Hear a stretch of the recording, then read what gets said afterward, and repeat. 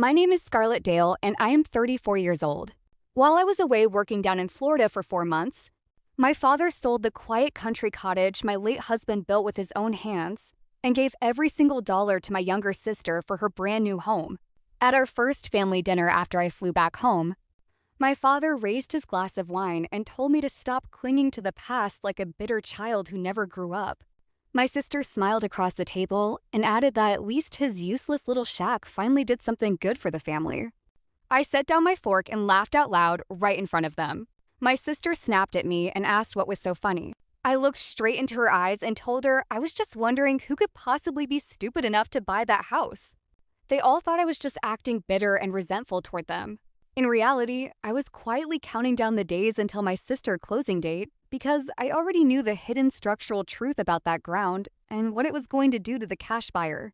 My job is appraising residential houses for a living, and that is the key detail my family always forgot. My entire career revolves around inspecting property foundations, evaluating real market values, and reading structural warning signs that ordinary homeowners fail to notice when walking through rooms.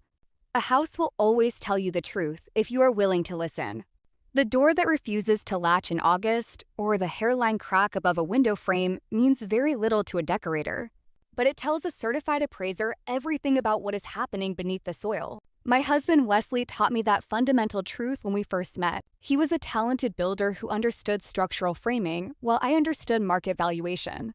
Together, we used to joke that we could build and sell any residential property in the county without needing outside assistance. Wesley bought the building lot out in Hartwell back in 2016 for a remarkably low price. Every other developer had walked away from that parcel because the earth contained heavy swelling clay over uncompacted backfill. Wesley decided he was going to out-stubborn that problematic dirt. He poured deep concrete footings and installed hidden drainage systems beneath the ground. For 6 years of marriage, we lived inside that home while he quietly managed a continuous battle against shifting soil. We always assumed we had decades ahead of us to build our simple life together. In November of 2023, Wesley tragically fell from a high scaffolding structure on a commercial job site. He was only 36 years old. In one afternoon, I went from having a living husband to standing alone in an empty house filled with his personal handwriting. The cottage title passed directly to me through right of survivorship, without probate court hurdles. My name sat alone on the official county deed. However, after 11 days of setting out 2 coffee cups each morning, I could no longer bear living inside those quiet rooms. I rented a small apartment 40 miles away near my valuation office and left the cottage standing empty. I visited on weekends to check the plumbing pipes, water the front porch ferns, and pretend I was keeping the place until I felt emotionally ready to return. My family dynamic had always operated under a toxic, unspoken rule. Growing up, my mother, Loretta, constantly told me that I was the strong daughter, while my sister Camille was fragile and needed extra financial support. Being called strong simply meant going without so others could take. Camille grew up expecting the world to cater to her desires.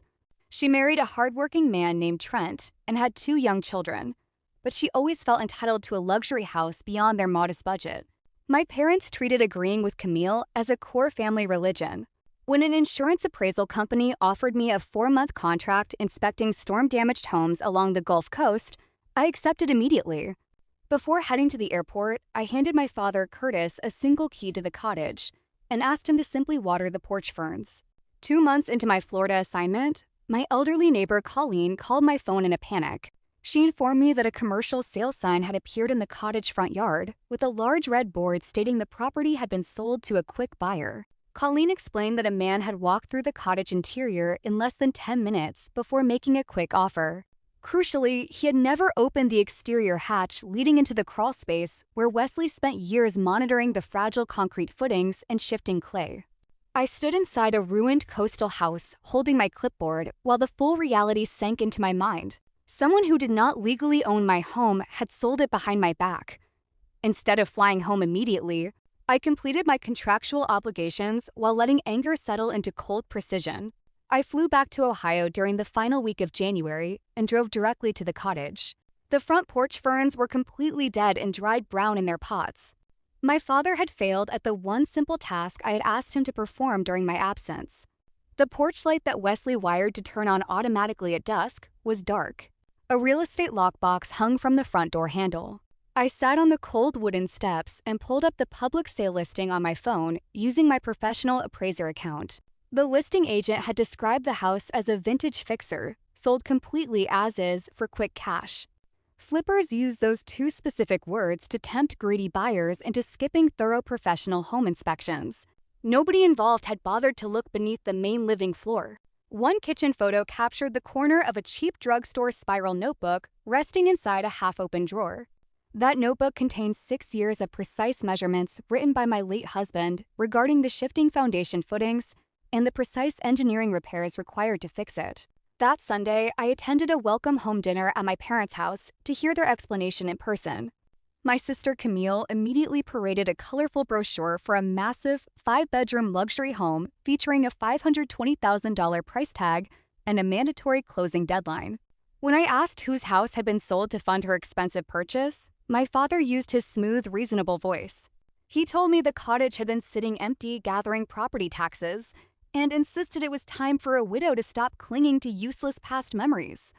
Camille smirked and remarked that at least his useless little shack had finally contributed something useful to the family.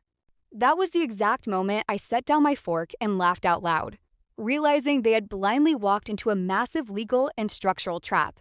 After dinner, I demanded the legal closing files from my father. The documents revealed he had dumped the cottage for $182,000 in quick cash, which was a massive $100,000 below its true market valuation on solid ground. Attached to the file was an official notarized gift letter transferring those exact proceeds directly into Camille's down payment escrow account. My father had also signed his own name to the property transfer deed using a limited water heater power of attorney form I signed before leaving. My father genuinely believed he possessed the moral authority to redistribute family property as he saw fit.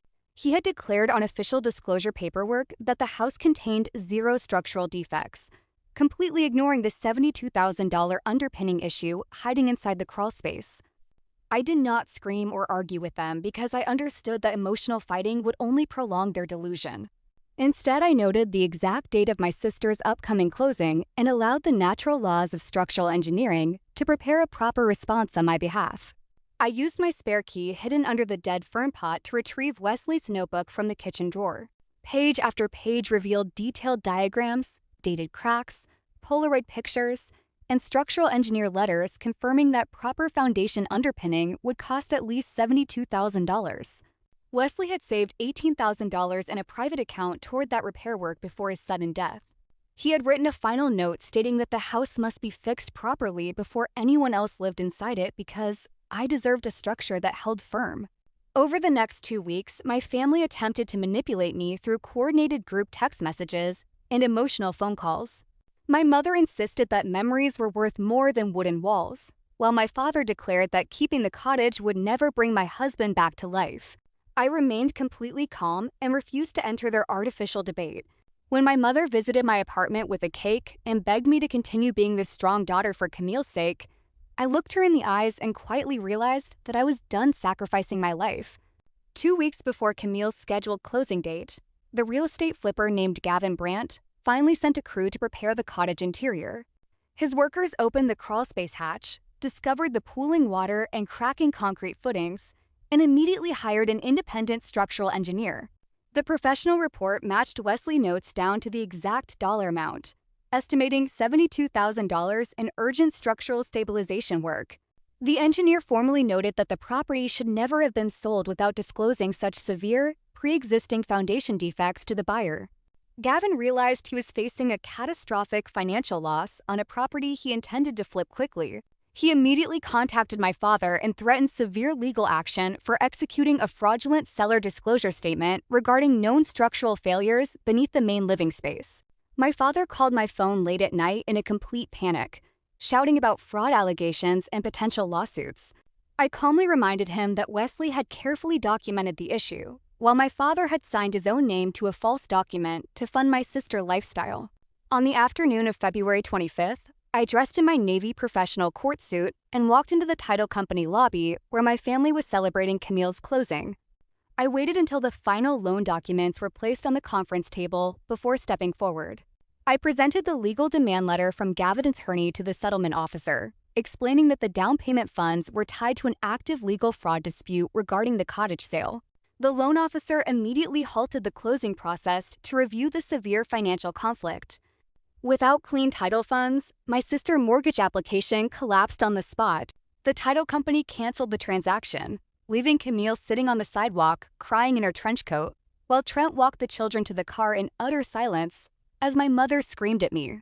To settle the fraud claim and avoid criminal charges, my parents were forced to sell their own residential home at a steep discount. They moved into a small rental apartment, while Camille and Trent remained stuck in their original cramped dwelling under heavy legal debt. The cottage title returned to my name through complete deed rescission court proceedings. I combined Wesley's saved $18,000 with my Gulf Coast appraisal earnings and hired a specialized foundation crew to drive heavy steel piers 40 feet deep into solid bedrock beneath the clay. Now the cottage sits perfectly level on unyielding earth, and the front porch light turns on automatically every evening at dusk.